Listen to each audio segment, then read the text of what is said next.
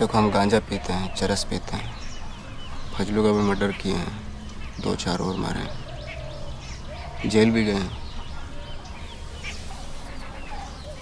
तुम भी क्या करती हो बता दो।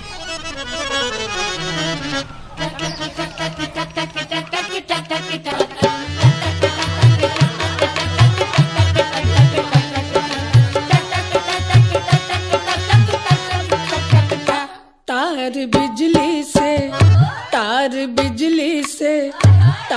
बिजली से पतले हमारे पिया, तार बिजली से पतले हमारे पिया। और सासू बता तूने ये क्या किया, सूख के हो गए हैं छुहारे पिया,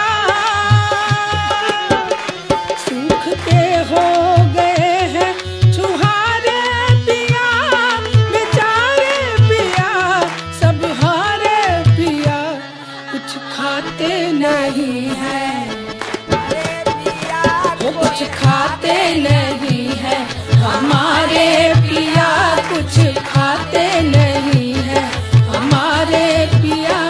और सासू बता तूने ये क्या किया, और सासू बता तूने ये क्या किया। तार बिजली से, तार बिजली से, तार बिजली से पतले हमारे पिया, तार बिजली से पतले हमारे पिया।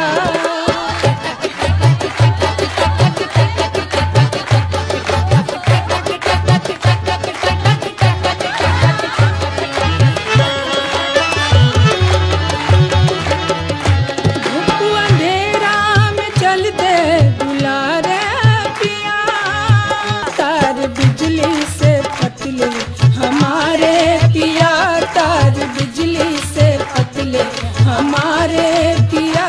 और सासू बिन्त मसूर हामिद, अव्वल गवाह निजामुद्दीन।